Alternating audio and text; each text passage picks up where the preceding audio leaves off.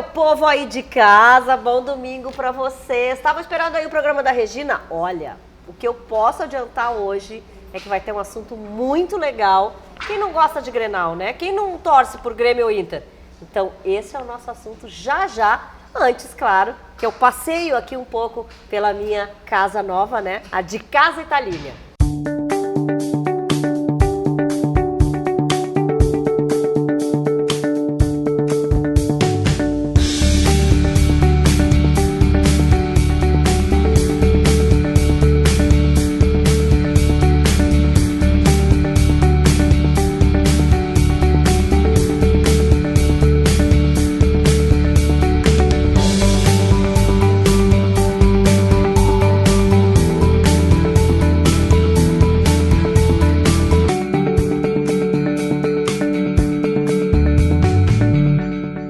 Bom, o papo hoje sobre esse livro aqui, 100 vezes Gauchão, tá aqui comigo Kleber Grabowska, dispensa apresentações, né? Tem uma vida relacionada ao futebol e principalmente a esse campeonato. Gustavo Manhago, que não está presente, é o outro jornalista, e eles fizeram juntos esse livro aqui. E a gente estava comentando que o primeiro campeonato de 1918 quase não aconteceu, aliás, não aconteceu por causa da gripe espanhola, não terminou, né? Não terminou.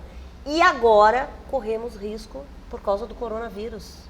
Meu Deus do céu. São histórias interessantes, mas são histórias neste momento que assustam, né? Assustam. Lá em 18 era a gripe espanhola e aí a segurança, a saúde, né, proibiu aglomerações. Então, os jogos, lógico que não tem a quantidade de torcedores que tem hoje com os estádios como o do Grêmio e do Internacional, que são arenas colocando 40, 50 mil torcedores, né? Mas mesmo assim, se proibiu em 1918 aglomerações. Então, o Brasil de Pelotas, o Cruzeiro de Porto Alegre, hoje Cachoeirinha e o 14 de julho de Livramento, que fariam os jogos finais aqui em Porto Alegre, não conseguiram concluir o campeonato. Então, 18 não teve campeão, não teve taça. E o Gauchão realmente começa em 1919 e são 100 vezes Gauchão, porque a gente coloca esse campeonato que não terminou. E o campeonato desse ano, se terminar, será o 100º.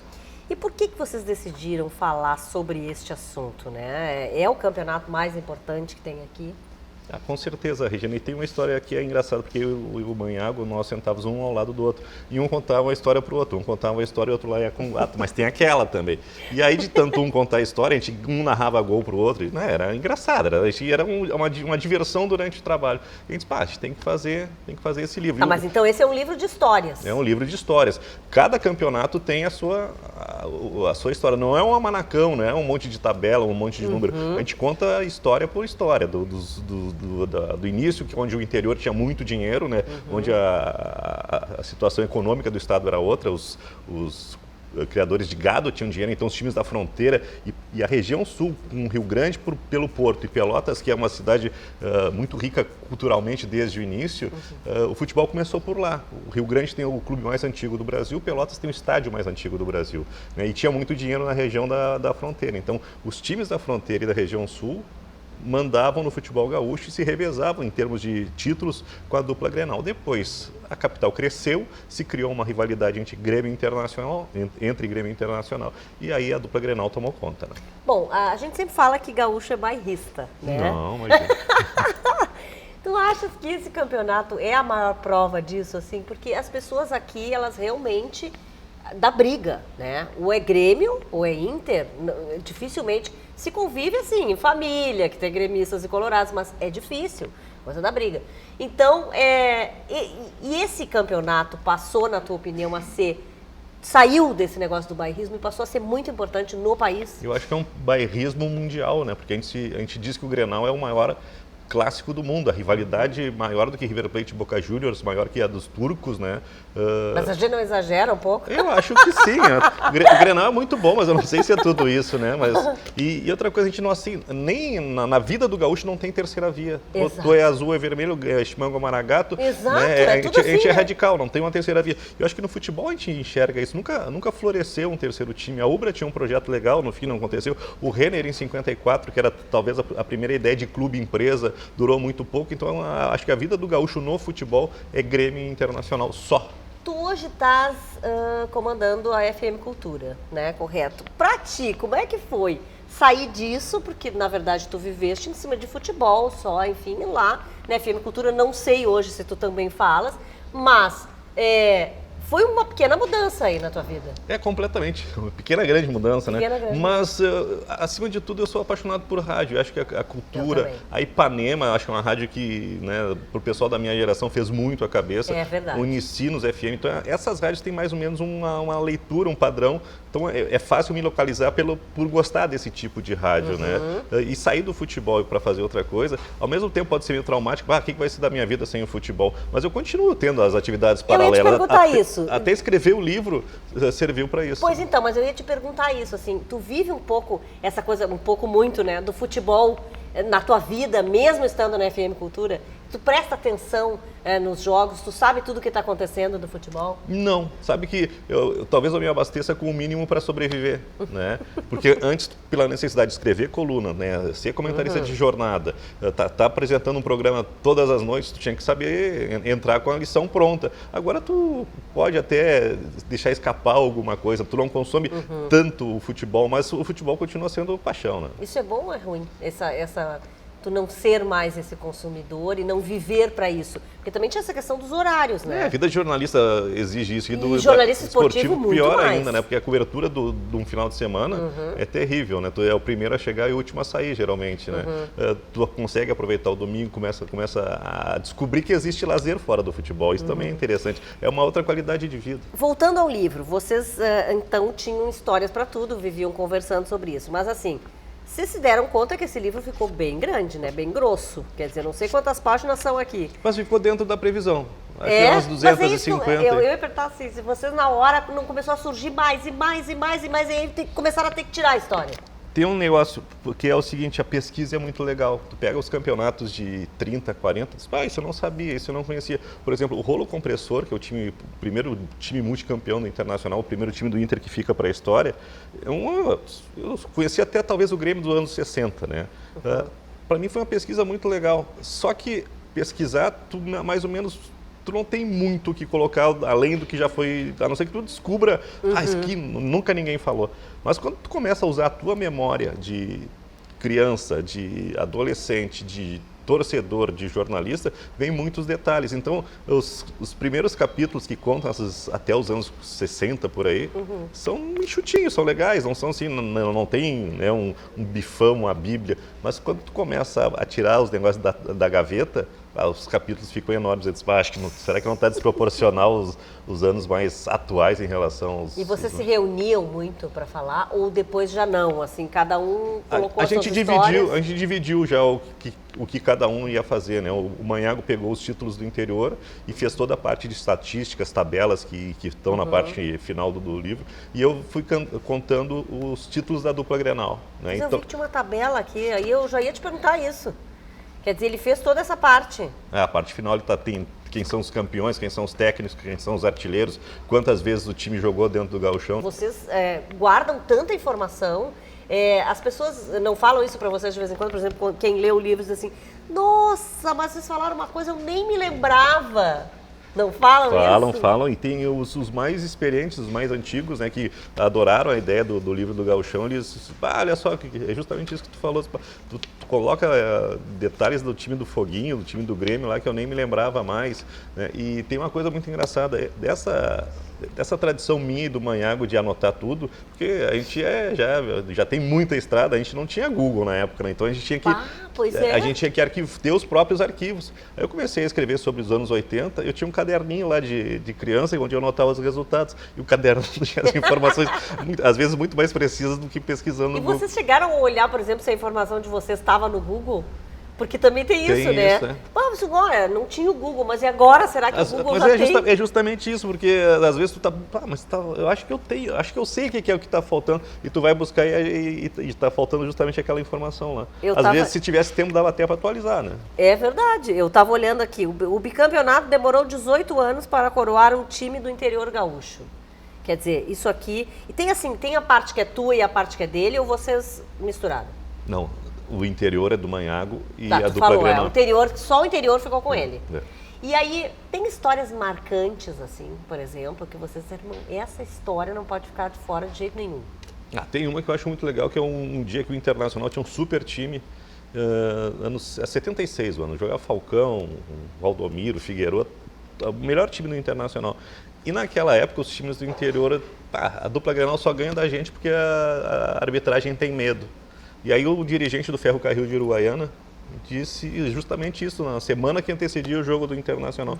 E aí tem um dirigente do Internacional histórico, que é o Francisco Arnaldo Balvê, que diz: tu acha que o nosso time não joga nada? Então assim, para cada gol que a gente fizer, tem bicho extra para o time todo. E aí o Internacional começou, com 10 minutos já estava 2-0, com 14-3, virou o primeiro tempo 6-0, e começou o segundo tempo e o time tocando o gol, e o dirigente, o Balvê, dizia: para, o jogo terminou 14-0. Né? Jesus! Bom, e outra coisa que eu queria ver contigo, assim, porque o jornalismo está mudando muito, né? Claro, com essa coisa, a gente falou do Google, falou das redes sociais, enfim. Como é que tu vê essa mudança? Porque o jornalismo esportivo também acabou mudando. Os programas esportivos mudaram, né? A forma de se trazer o futebol. Tu gostas disso? Tu acha que isso evoluiu? Ou tu prefere ainda essas histórias do tempo antigo e a forma como se fazia antes? Mas eu acho que são duas coisas diferentes. Escrever um livro é uma coisa antiga, né? É um comércio que já não tem tanto apelo, assim. Então a gente escreveu muito mais por registro, né? Para contar todas as histórias que a gente contou. E hoje o jornalismo esportivo também ele vai para o lado do entretenimento. Então quanto mais participação, mais piada, né? Mais público envolvido, melhor. Antes a gente era muito calcado em cima do jornalismo sério, né? Tinha que ter locutor padrão para apresentar, vejam aí os gols, né? E hoje não, hoje a matéria já envolve comportamento, já está mais na torcida. Quanto mais diferente o enfoque de só o futebol dentro de campo, eu acho que tem mais apelo, tem mais envolvimento. Eu acho que são maneiras diferentes, né? E eu acho que a evolução é natural. O futebol evolui, eu acho que também quem acompanha o futebol evolui, porque o futebol só não é só o esporte propriamente dito, ele envolve moda, quando tu desenha uma camisa, engenharia, arquitetura, quando tu faz um estádio novo, né? Ele é uma cultura. Eu acho que a evolução do futebol envolve muitas áreas, né? E eu acho que todo mundo cresce com isso. E tu olhando assim para a história, né, de 100 vezes aí, gauchão, que tu diz, tu acha que é uma história linda, é uma história bonita, é uma história para ser contada? Ela tem ainda um projeto para frente, uma coisa bacana, ou também se dilui? Eu acho que o gauchão ele não é tão forte quanto já foi, né? À medida que Grêmio e Internacional perceberam que podem ser campeão do Brasil, depois campeão da Libertadores e quem sabe um dia ser campeão do mundo, como já foram, o gauchão diminuiu. Tinha um treinador histórico, que é o Galego, que trabalhou nos times da Zona Sul, principalmente no Pelotas, que eles diziam: a dupla Grenal tem que se preocupar mesmo com isso aqui, porque é só o único título que eles vão ganhar, ou que a dupla Grenal vai ganhar, né? E depois da década de 70, a partir daí, o Internacional ganhou os brasileiros, o Grêmio ganhou a primeira Libertadores para o Rio Grande do Sul, e aí o gauchão começou a diminuir de tamanho, a ponto do Fábio Koff, naquele grande time do Grêmio de 95, 96, ele chegou a dizer que o gauchão era o cafezinho. As mulheres da família gostam de futebol? Sim. Vão ao estádio? Uma é sócia. Uma é sócia e a outra é fanática. Tu acha que isso já mudou também? Sim, tá sim, começando eu a acho ter que mais isso é bom, respeito. acho que Não, isso e é mais bom. respeito pelas mulheres. Sim. Teve há pouco tempo aí a campanha, inclusive das jornalistas, pedindo deixa ela trabalhar, né? A gente tem um projeto cultural que é o Sarau do Futebol. Bola na mesa, Sarau do Futebol. E no dia 10 a gente fez a nossa última edição. E a gente convidou a Duda, que é a coordenadora de futebol do Inter, e convidou o Yura, que é o diretor de futebol do Grêmio, para falar justamente sobre isso. E as pessoas ficaram meio estarrecidas com o comportamento do Yura, né, da maneira de tratar a mulher no futebol. E eu acho que isso me chama a atenção, porque a gente está abrindo espaço para a mulher, está debatendo e valorizando a presença da mulher no futebol, e um dirigente, né, tem essa visão. E olha que é um cara que está lá dentro, que tem uma história dentro do clube e tem essa visão. Acho que isso precisa mudar. E ainda bem que existe a Duda. O exemplo da Duda como ex-atleta e principalmente como uma mulher que o tempo todo acreditou no projeto de futebol e hoje ela deve estar muito feliz com o Internacional no futebol feminino, tem uma estrutura muito boa. Eu acho que esse exemplo da Duda tem que ser muito valorizado. Olha, tá aí uma boa ideia de entrevista, viu? Vou trazer a Duda aqui, se ela quiser, claro Claro que ela aqui quer. no programa da Regina. Muito obrigada, Kleber, por ter vindo. Esse livro tá à venda, Tá à isso, venda. né? 100 vezes Gauchão. Editora AGE, do professor Ledur. Tá bem, aí só você que se é apaixonado pelo Gauchão vai lá para comprar, você vai amar com certeza. Olha, eu já estava louca para ler aqui vendo, e olha que eu não sou muito do futebol, mas já estava bem curiosa. Obrigada, Kleber. Então, um abraço lá no Gustavo Manhado. Não, nele não. Tá bom, segue o baile aí do programa. Momento beleza louquíssima! Gente, vamos falar de corretivo hoje. Ai, só a palavra já dá um certo medo na gente, né? Com certeza, Porque Regina. tem corretivos, claro, clarinhos, né, assim, da cor da pele, e tem os corretivos coloridos. Eu vou ser bem sincera, vou confessar, não me arrisco com os coloridos, tenho medo que tu não imagina. Regina, adoro esse nosso momento de domingo para falar de beleza. Eu fico durante a semana captando os assuntos para saber o que eu vou trazer aqui. Tava de férias, pro é bem público. verdade, mas agora já Adoro. voltou. De férias, mas a gente sempre trabalhando. Mas enfim, né, vamos falar de corretivo, que eu senti que as pessoas têm muitas dúvidas. Às vezes, na hora da maquiagem, as pessoas querem inovar ou querem até profissionalizar na casa delas a maquiagem. Acabam utilizando técnicas que pode dar certo ou não. Ou não. O corretivo normal, né, que é o corretivo cor de pele, que a gente está acostumado a comprar nas lojas, eu acho que não tem muito problema. E todo mundo pode usar sim, né? Até quem tem pele madura, porque Sim. o que acontece é que às vezes o corretivo parece que craquela, né? Isso, tem que escolher um corretivo mais fluido, né? Escolher o tom da pele. Essa história de escolher um tom mais claro, não. Parecer urso panda, não. Exatamente, a gente fica com aquele efeito, né? Fica muito claro e isso pode destacar as linhas Claro. e até mesmo as olheiras. Exato. E então, eu acho que o problema não está nos de cor de pele, tá nos coloridos, que às vezes as pessoas querem usar dessas técnicas que são profissionais. Mas é que tu falou de olheira, por exemplo, o que nos ensinam é o seguinte, para disfarçar a olheira tem que ser o corretivo colorido.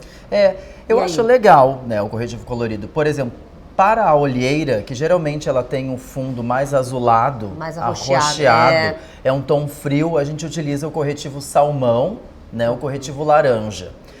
Mas esse bem colorido, eu acho que ele é mais de uso profissional.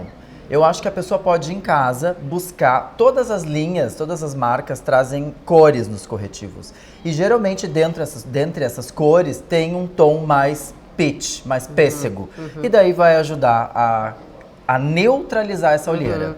Como passar o corretivo? O corretivo é bem simples. Tem tanto corretivo com assim, ó, normalzinho. Tipo bisnaguinha. Bisnaguinha. E aqui, tipo pincel. E tipo pincelzinho. Eu acho que o menos é mais, tá?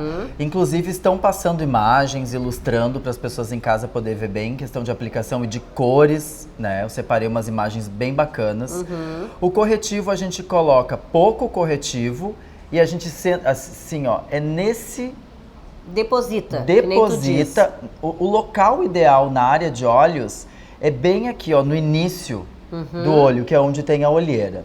Mas depois tem a questão dos corretivos coloridos, que eu quero trazer para tirar umas dúvidas, que é o verde, né, o lilás e o amarelo, que também a gente pode encontrar no mercado aí para comprar. Que é um arco-íris. Que é o arco-íris, né? Então, assim, como que a pessoa pode usar? Por exemplo, num evento, acho que no dia a dia os coloridos nunca funcionam muito bem, né? Num evento, a pessoa precisa fazer uma maquiagem mais elaborada, é legal. O verde é para quem tem espinha ou rosácea. Sabe a mulher que Sim. tem muita vermelhidão? Sim. O verde vai neutralizar. Pessoa muito amarela ou amarelada ou até tá doente. Às vezes a pessoa tá mais amarelada porque ela tá doente. O roxo, lilás, ele vai neutralizar esse amarelo. Então ele ajuda, ou até uma mancha. Mancha de sol ou sardas. Não acho legal tapar sarda, mas para quem quiser fica na moda, mostrar. para quem quiser neutralizar é o lilás. E o amarelo tem aí uma grande polêmica, porque muitas pessoas gostam muito de utilizar o corretivo amarelo para olheira, mas o corretivo amarelo ele é um iluminador. Então tem que tomar cuidado. Não, porque às vezes ele pode, inclusive, Destacar a olheira. muito mais a olheira. Tá bom, não viu, tá certo. Por Muitas hoje é só dicas. pessoal. Exatamente. Mas a gente volta, de repente, a falar nesse assunto ainda, né? E se quiserem mais dicas também, pode ir lá no Instagram, certeza. _Reis com 2 Is, que tem várias Exato. dicas. E não esqueçam que deu um mundo. Isso né, aí. que nos patrocina. Todos É o esses endereço da produtos. beleza. Endereço da beleza, adoro. No Shopping Praia de Belas. Shopping Praia de Belas com consultoria, inclusive, pra quem quiser. Toma. Beijo, bom domingo, bom chimarrão. Tchau, gente. Até já. Chegou o Momento Saúde aqui no programa da Regina, né? Você já sabe que a gente tem essa parceria maravilhosa com o Hospital São Pietro. E hoje quem está aqui com a gente é o Dr. André, que é urologista.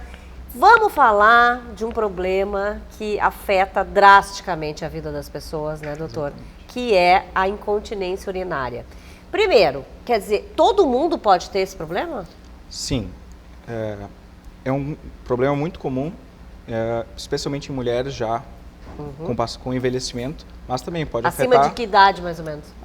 a partir da menopausa, principalmente. Tá? Mas afeta também homens, pode afetar crianças. Uma condição que pode acontecer em todas as faixas etárias e com os dois gêneros. E por que acontece isso, quer dizer, esse tipo de problema? São muitas as causas, né? A causa mais comum é o envelhecimento da mulher que tem um enfraquecimento do assoalho pélvico feminino. Isso é a principal causa. E isso é uma doença que normalmente se agrava com o envelhecimento, ou inicia com o envelhecimento. Em relação aos homens, é uma doença que geralmente está relacionada com doenças da próstata ou seu tratamento. Então, é uma doença que pode acometer os dois gêneros. Como é que a gente pode saber que não é? Porque a incontinência urinária, às vezes a gente vai achar que é um outro tipo de problema mais comum.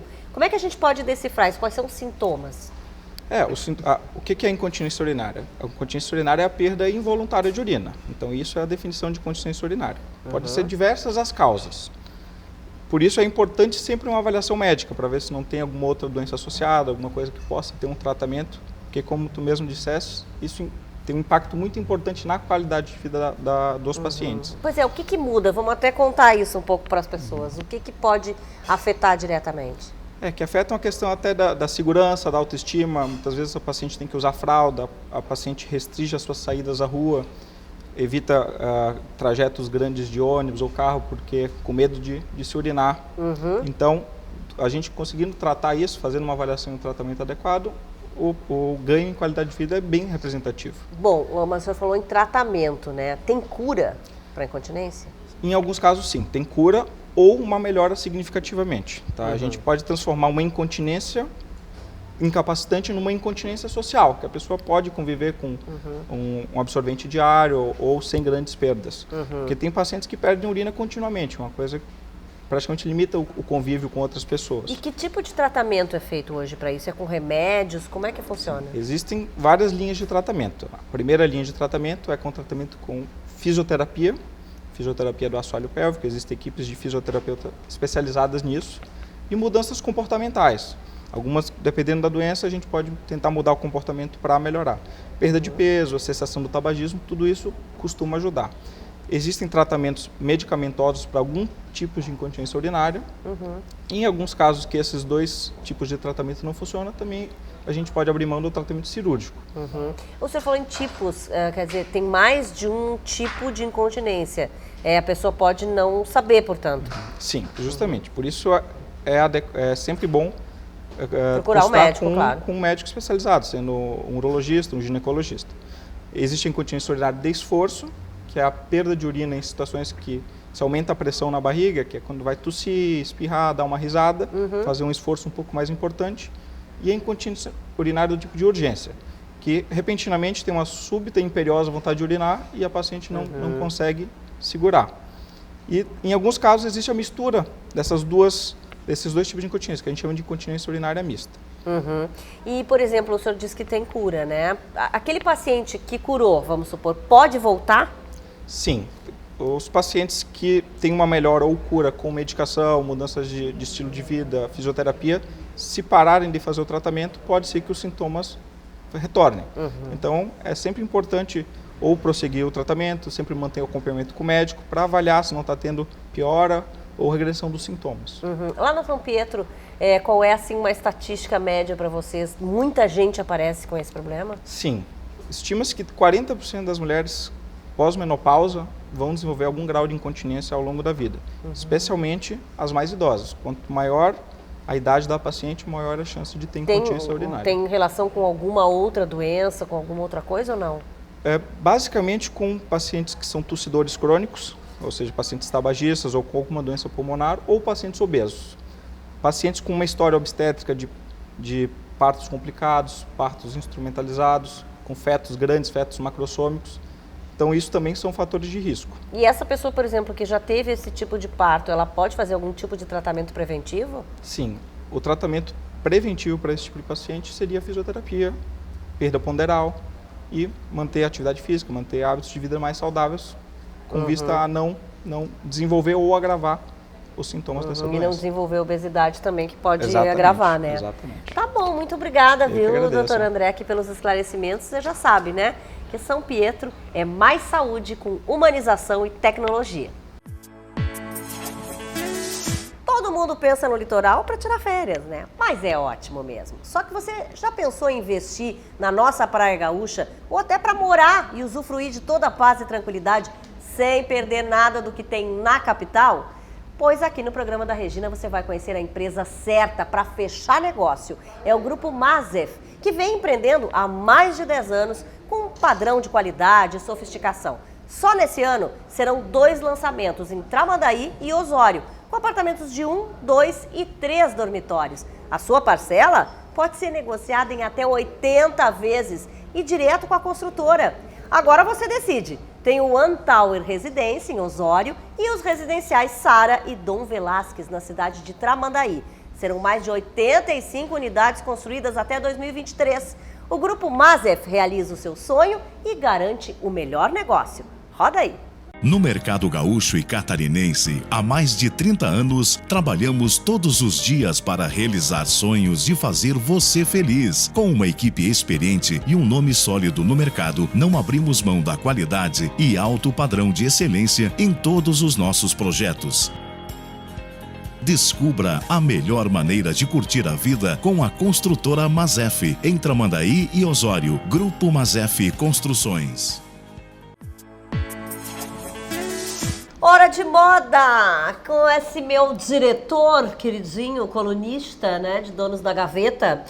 Adriano, a gente vem tratando de várias coisas bacanas, assim, mais nichos, né, para algumas pessoas é muito legal isso. Já falamos de baixinho, né, já falamos de várias coisas. E hoje a gente vai falar para os mais gordinhos. Exatamente, Rê. Vou falar para os gordinhos, porque o pessoal entrava lá na minha rede social, que é voltada para moda masculina, e meio que me cutucavam, dizendo que eu não falava para os gordinhos. Que falava pro cara malhado e tal. Mas sabe por que eu não falo?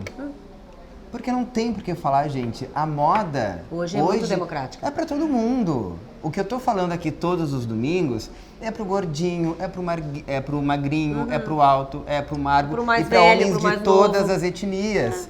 Então não tem mais aquele, isso serve para um ou não serve para outro.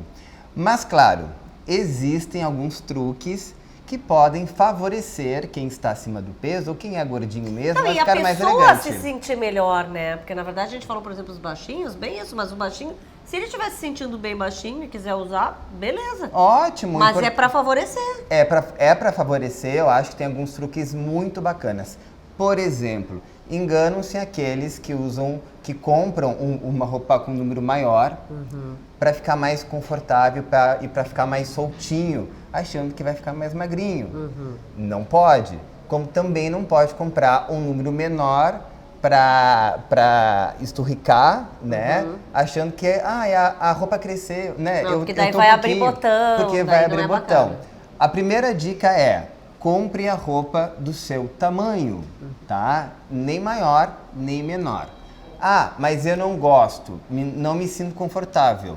Bom, daí realmente é um problema de autoestima, que aí eu acho que tem que entrar na dieta, tá? Então isso aí, mas isso é outro assunto, né? Uma outra dica super importante, o look monocromático, que eu sempre falo aqui. É legal mesmo. Que é legal e ele alonga o corpo, né, Rê? Então, isso aí é uma baita dica para homens baixinhos, que eu já falei aqui, E para os gordinhos. e as pessoas devem ter se perguntado, mas por que não pode usar uma roupa maior, por exemplo, para disfarçar? Porque não vai disfarçar e vai aumentar o volume, né? Exatamente. Como as listras. Todo mundo, os gordinhos podem usar roupas listradas e com estampas. Só que as listras, o mais indicado são as verticais, porque elas alongam. Se a gente usar uma camisa com as listras horizontais, ela vai aumentar o campo de visão.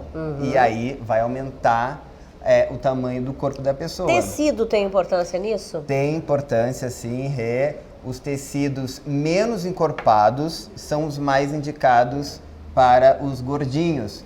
E também os de tecidos de fibra natural. Também porque a gente que está um pouquinho acima do peso acaba suando um pouco mais, enfim. Então, os tecidos naturais são um grande aliado para os gordinhos. Uma outra super dica é, eu só uso preto. Tá, preto emagrece e tá tudo certo. Mas por que não colocar cor? A gente sabe aí que tem as calças coloridas, que eu também sempre falo aqui, de sarja, por exemplo. Claro, calça branca, você vai ficar um pouquinho maior, mas um vinho não vai ficar. E você vai colocar uma cor. Mas mesmo o branco, quando é monocromático, toda a roupa em branco, às vezes não aumenta também. Depende do tipo de corpo da pessoa. Exatamente, depende. Aí daí vai muito do bom senso e se você está se sentindo bem. E também tem umas dicas para finalizar aqui que eu acho que é super importante para quem usa uma roupa um pouco mais executiva, que é não usa camisa social para fora da calça. Não dá. Passa uma imagem largada, assim, né? Exatamente, vai ficar aquela imagem de barraca. Então isso é uma coisa que a gente tem que prestar muito atenção. Terno, tá? O blazer tem que ser um pouquinho mais acinturado e com 2 aberturas atrás. Por quê? Para ficar mais confortável.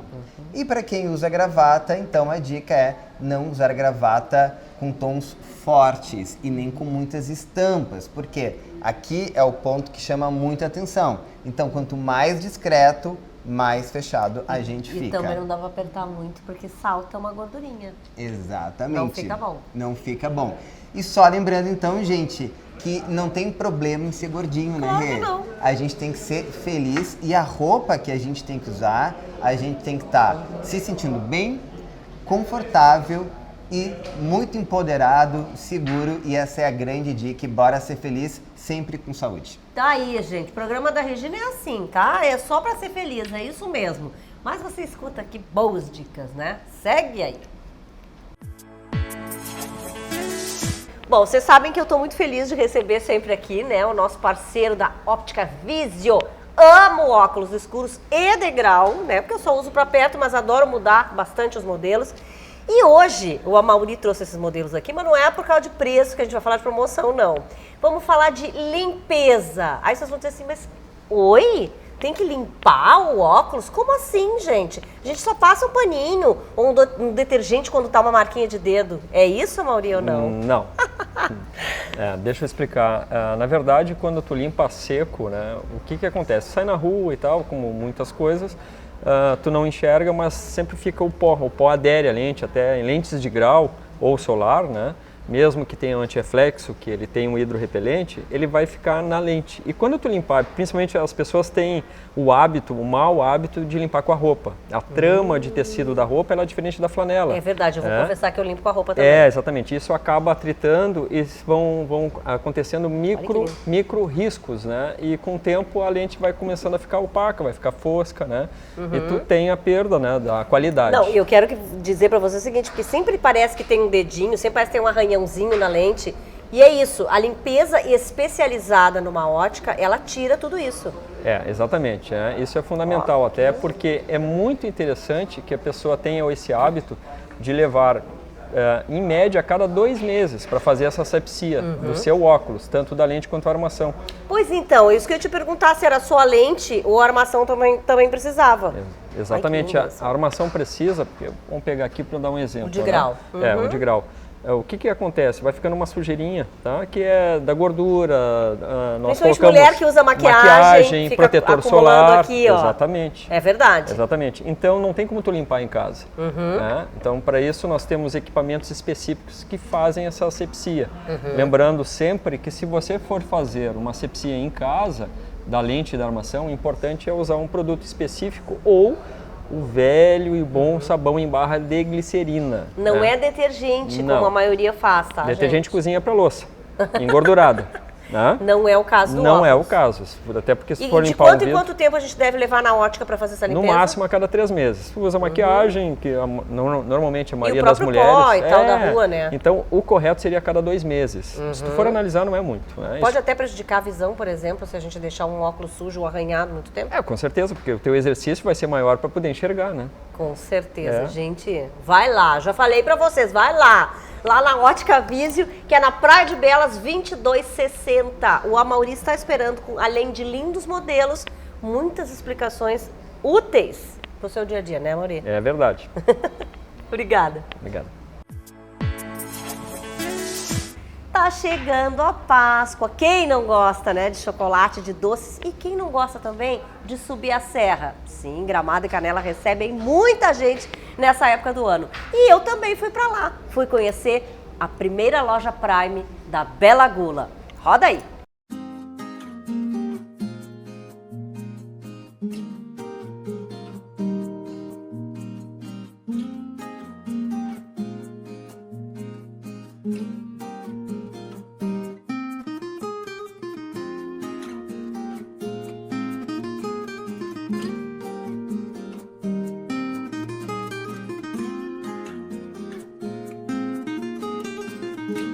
Vocês sabem onde eu estou? Vim conhecer a Bela Gula Premium de Gramado, uma loja completamente diferente de tudo que você já viu. E eu estou aqui com a proprietária, que é a Mariana, que já me apresentou a loja, que já botou todas essas delícias aqui na mesa. Mas, Mariana, eu queria saber primeiro, como é que surgiu a Bela Gula Premium e por que a gente chama de Premium? Então, muito prazer, primeiramente, em receber, né? Obrigada. Obrigada. E a Bela Gula Premium nada mais é do que a realização minha e do meu esposo de ter uma loja tão bonita, elegante, sofisticada na cidade mais querida da Serra Gaúcha, que é Gramado. E a gente pensou, na verdade, em qualidade, querendo não só pensar no modelo de tortaria e de salgados e cafés, mas querendo oferecer um a mais, querendo oferecer um espumante, um queijinho brie, Um bistrô que tem pratos bistrô com pratos variados. quentes, exato, saladas. Tem os gifts Tem também. os presentinhos, as lembrancinhas para poder presentear, levar para si, né? Uma lembrança de Gramado. Então a gente quis, na verdade, fazer um mix de variação, de elegância e gostosuras. Com certeza conseguiram, viu? Porque eu tô aqui, eu garanto pra vocês que é tudo isso que ela falou e mais um pouco. E tem a proximidade aqui do lagueto, né? Que tu me disseste, inclusive, que agora no inverno vai ter ali um espaço ainda mais aconchegante. Verdade, porque nós temos também um deck juntamente com o nosso parceiro, o Lagueto Estilo da Borges, e a gente tá querendo fechar ele pro inverno, né? Deixar ele mais acolhedor, justamente para Páscoa, e vai ficar lindo e super aconchegante para tomar um vinho com a gente, um chocolate quente, uma delícia.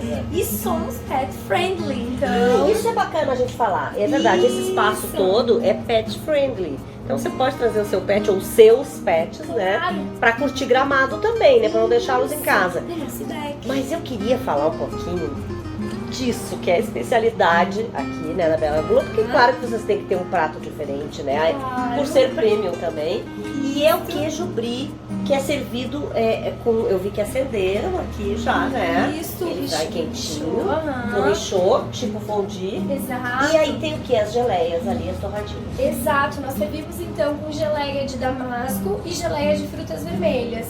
E a minha dica é curtir ou com uma espumante deliciosa, que temos de Bento Gonçalves, né, de moscatel ou brute. Assim como a gente pode servir também com vinhos. Maravilha. Vinho tinto, vinho branco, só delícias. Bom, eu só quero dar um tintim aqui contigo, Mariana. Prazer. E dizer que o prazer foi todo meu. Obrigada, de vir até sucesso aqui, com pra certeza. ambas. Muito Sim, porque obrigada. a Bela Gula de Gramado é um bebê e o programa da Regina também é um bebê, né? Com Então a gente já tá certeza. brindando aqui as duas a essas novidades. Obrigada, viu? Muito obrigada. Ó, Venham pra tchim, Bela tchim. Gula. Tchim, tchim.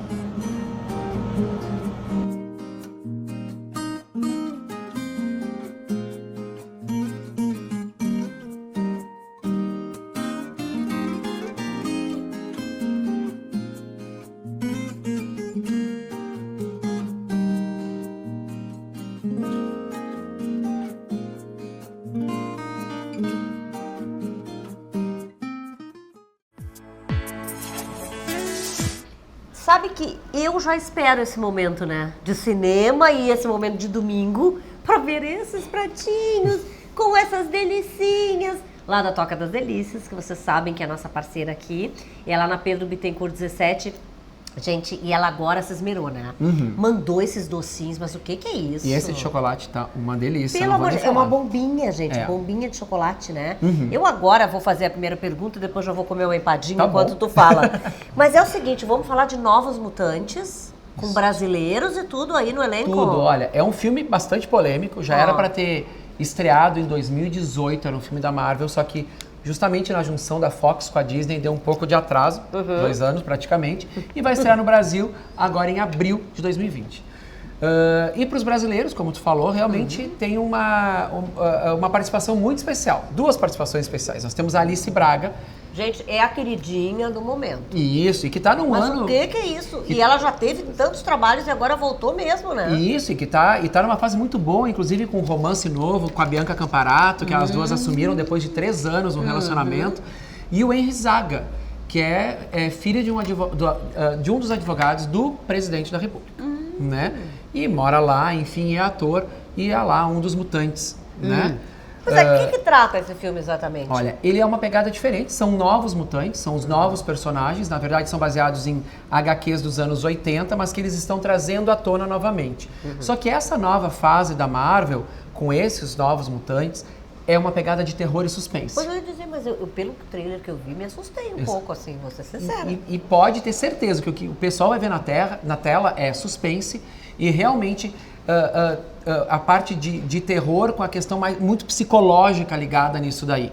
Tem todos os poderes, aquelas questões deles que fazem o terror ficar mais denso, mas a parte de suspense psicológico também vai estar muito presente no filme. Não, e é muito engraçado que no trailer tem um sobe-som, uma trilha, que a gente fala de The Wall, gente, Pink Floyd, mas num tom de terror. De terror. Mas, gente, o que é isso? Eu fiquei apavorada. Eu digo, mas essa música é tão maravilhosa, né? É. De todos os tempos, assim, mas ela realmente, eles adaptaram pra... Eles querem mudar um pouco. Claro, a franquia tá aí já há muitos anos, a franquia, né, dos X-Men, né? Então eles querem mudar, até porque nós temos vários super-heróis na tela, tanto da Marvel mesmo, como também da DC Comics. Então eles querem mudar um pouco isso e trazer essa pegada mais dramática para esse lado que é mais sombrio, de poderes paranormais, que tem os X-Men. Bom, seguimos esse bailinho, então. Você tem se olhado no espelho e não tá se gostando muito? Tá achando que precisa de uma boa mudança? Então tá na hora de conhecer a primeira e maior empresa especializada em harmonização facial do Brasil, a Botoclinic. Lá você encontra procedimentos estéticos variados, como botox, preenchimentos faciais, skin booster, lipoenzimática de papada, microagulhamento e peeling. Todos os produtos são de alta qualidade. E claro, contamos com profissionais competentes e qualificados para cuidar de você. Bom, e se você acha que para fazer qualquer um desses procedimentos vai ter que desembolsar muita grana, tá enganado. Na Botoclinic, a forma de pagamento é muito facilitada. Você pode dividir em 12 vezes no cartão de crédito, gente. E a avaliação é de graça. Bom, estamos na Hilário Ribeiro 315, no bairro Moinhos de Vento, e também no Shopping Passeio Zona Sul, na Venceslau Escobar, 1823, salas 2 e 3. Quer marcar um horário? Liga lá, 9962-49499. Ah, não esqueça, beleza e saúde andam juntas. E disso, a Botoclinic entende. Bom, hoje eu vou falar sobre um assunto que eu já tô ficando especialista, tá? Porque eu tô me tratando aqui, vamos dizer assim, tratando, né? Com a Josi, fiz reiki, outras terapias, mas agora a gente está fazendo uma terapia que, vamos dizer assim, que está sendo muito falada, não vamos dizer em moda, né? Mas vamos dizer que está todo mundo falando, que é barras de Axis. Então, se você já estava curioso para saber, vamos começar com a Josi perguntando o que é isso, Josi? Que tipo de tratamento é esse? O que faz pra gente de bom as barras de Axis? Bom, como eu já te expliquei, né, em outro momento, Regina, as barras de Axis é uma terapia americana que já atingiu a mais de 170 países, tá? No Brasil está funcionando há 5 a 6 anos mais ou menos, tá? Tá fechando 6 anos no Brasil. É uma terapia quântica, né, que veio para nos ajudar, então, a fazer uma varredura no nosso cérebro. É assim que a barras de Axis, expandir a consciência, né? Ter uma expansão da consciência. Tu trabalha mais na área da cabeça, né, na área da cabeça, totalmente na cabeça, totalmente. São 32 pontos energéticos que o terapeuta vai trocar sutilmente na cabeça do cliente. E na verdade ela faz muitas perguntas pra gente, né? No início, essas perguntas, a resposta tem que ser sim. Por quê? Porque a barra de Axis diz, a gente tem que fazer uma limpeza, né? Ela costuma... Esse momento de expandir a consciência, você tem que aceitar. Então, no momento que eu faço aquela pergunta e que tu afirma que tu quer limpar, fazer essa varredura, fazer essa limpeza, as barras de Axis falam também muito forte nas nossas crenças limitantes, que são o que nos impede, né, de progredir, de levar um projeto não somente de trabalho, como de vida pessoal. Porque muitas vezes a gente diz assim, porque eu não consigo engolir tal pessoa, não consigo gostar, eu não consigo que entre dinheiro na minha vida, o meu emprego não tá. Então é isso, é exatamente quanto a isso que existe essa terapia. Isso, essa terapia a gente chama de ferramenta, né, que foi criada então lá para nos ajudar a destruir e desconstruir qualquer crença limitante que nos impeça de ter um bom relacionamento, né, familiar, dentro do trabalho, conseguir seus objetivos financeiros, né? A barra de Axis iguala o nosso cérebro a um HD de computador. No teu computador tu vai armazenando informações, tem um momento que tu tem que limpar. E quando tu vais limpar, tu tira o que não te serve mais, né? O que está te pedindo de colocar informações que para ti naquele momento seria adequada. Então isso faz as barras de Axis no nosso cérebro. Ela limpa as informações que estão nos impedindo com que a gente progrida, né? E atinja o nosso objetivo em qualquer área da vida, né, Regina? Sim. E geralmente tem um tempo, né, para se fazer cada sessão. Por exemplo, a gente faz, depois a cada 20 dias ou a 21 dias a gente faz. Por quê? Isso, na verdade, deve-se respeitar esse tempo até para a pessoa assimilar, né, sentir o efeito das barras de Axis. Mas, né, alguns terapeutas, conversando com outros terapeutas, né, já me colocaram que se o corpo permitir, a gente vai conversar contigo, e se tu entender que não, em uma semana eu posso estar recebendo, eu me sentir bem, tá me fazendo um efeito, tô me sentindo, né, com bem-estar, com a terapia, a gente faz em uma semana. E as reações das pessoas são as mais variadas, tá, gente? A gente pode dormir durante uma sessão, relaxar, como pode até tremer, pode chorar, né? Por que a gente tem reações tão diferentes? Isso, eu como terapeuta e atendo, né, todo dia uma pessoa, enfim, porque realmente estão presos, né? Estão lá no nosso cérebro, estão lá no nosso HD. E no momento que tu tem esse autocuidado, porque a barras de Axis é um autocuidado, a barras de Axis também é uma meditação, né? É feita com um paciente deitado, né? Com um cliente deitado ou numa poltrona, onde a gente, terapeuta, consegue acessar a sua cabeça. E naquele momento a pessoa relaxa e libera. Então, realmente pode vir uma sensação de choro, de alegria também. Relaxamento profundo, podem dormir durante, né, a terapia, né, como simplesmente pode entrar no primeiro estágio de sono, ali uma sonolência suave. E é muito legal porque tu disse que isso vai mudando um pouco a vida da gente, assim, né? A gente vai se sentindo talvez um pouco mais forte para fazer as coisas, porque realmente vão aparecendo coisas, né, daquilo que a gente chamava de crenças limitantes, começam a acontecer as coisas. Isso, tu vai esvaziando, né? Tu vai limpando o teu cérebro, tu vai eliminando as cargas negativas do teu cérebro em qualquer área da vida e tu vai colocando cargas positivas, pensamentos positivos, tu vai buscando, a tua consciência vai expandindo e tu vai buscando ideias. Por isso que até logo lá nos Estados Unidos, fora do Brasil, foi muito gritante a questão do financeiro lá, porque as pessoas começaram a ter ideias ter foco no que colocavam na parte financeira, nos seus projetos de trabalho, né? E aí ganhar mais dinheiro com isso, né? Mas não impede também da gente usar isso para o foco da nossa saúde, para o foco dos nossos relacionamentos, seja amoroso, seja familiar, seja dentro do ambiente de trabalho. Então, tá tendo sucesso em todas as áreas, Regina. E é verdade, gente. Muito obrigada, Josi, pela tua presença aqui. Eu que agradeço o convite. E amo também, quero dizer para vocês, né, essa ferramenta que ela está dizendo que a gente está usando. Eu estou usando direto, estou realmente gostando bastante. Obrigada mesmo, Josi. Gratidão. Oi, gente! Chegou aquela hora delicinha. Gente, que mesa bem linda. Olha, parece uma festa. Parece uma festa. E é uma festa, né? Porque, na verdade, é assim que eu acho que as crianças têm que encarar o lanche na escola, né? Uma festa, uma coisa gostosa, mas saudável. E, claro, vem baixando aí muitas regras sobre a merenda escolar, até por causa da obesidade infantil. Exato. E é isso que tu vais falar hoje aqui. Exato, Regina. Nós estamos com grandes problemas escolares, né? A última norma agora foi retirada de embutidos.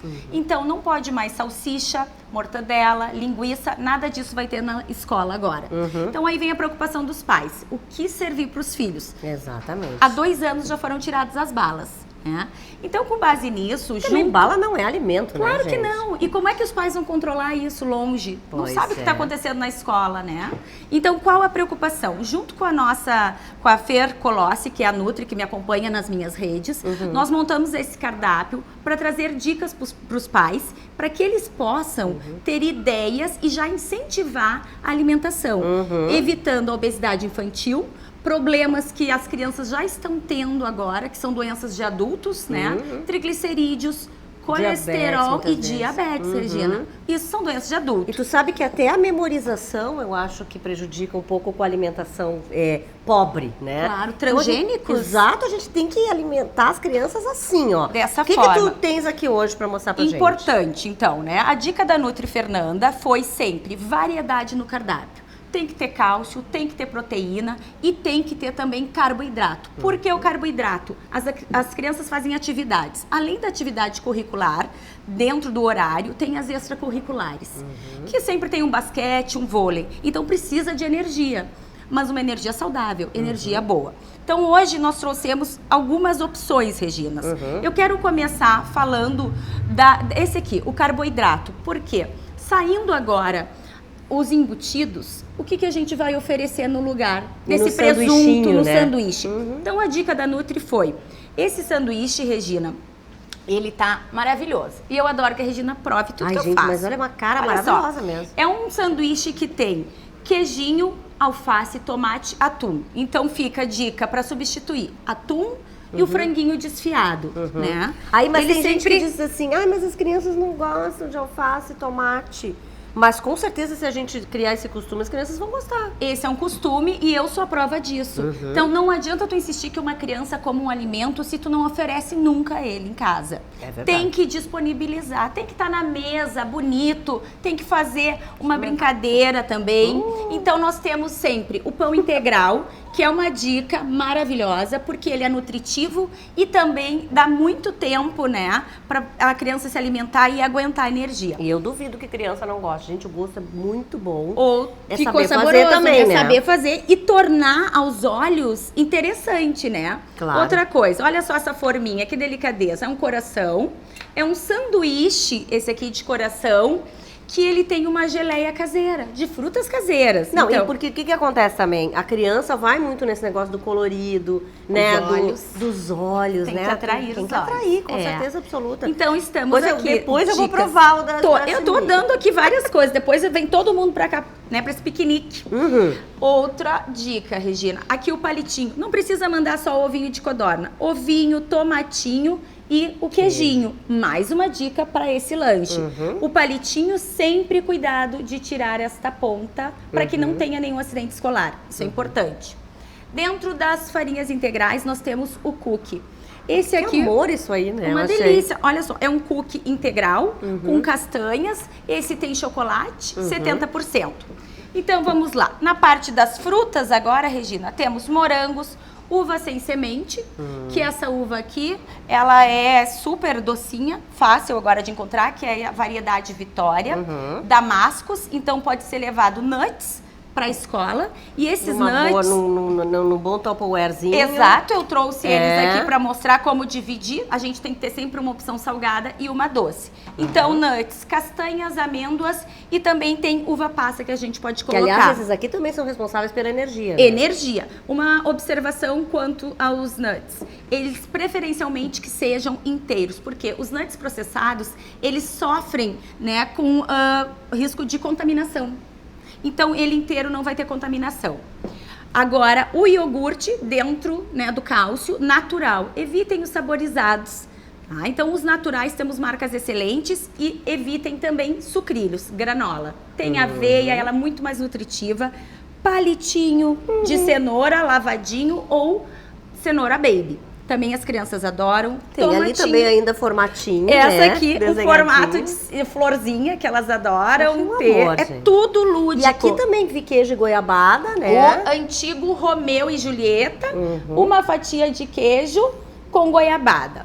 Então, vem cá, mariola pode? Eu quero falar isso. A mariola pode, é uma mariola sem Sou apaixonada açúcar, com mariola. deliciosa, e o queijinho. Esse queijo é processado, ele é saudável. Então nós temos todas essas opções que pode ser montadas Sem dúvida nenhuma. aqui. E essa Adorei. fruta, importante, melão, orange e manga palmer. Duas frutas nutritivas e que fazem super bem no lanche escolar. Bom, domingo tá terminando, vai lá correndo preparar o lanche já, né? Pensar no lanche aí do seu filho, da sua filha, pra, com certeza, a semana toda, né? Ele comer assim, de forma saudável. E legal. Já agradecendo, claro, aqui sempre, né? A minha casa, de Casa Italina, também o Leonel, que tá lá do outro lado, né? Gravando a gente. Depois a gente vai deixar ele comer, eu acho, tá? Ó, bom domingo pra todo mundo. A gente volta, você já sabe. Agora eu vou experimentar de novo, vou comer mais.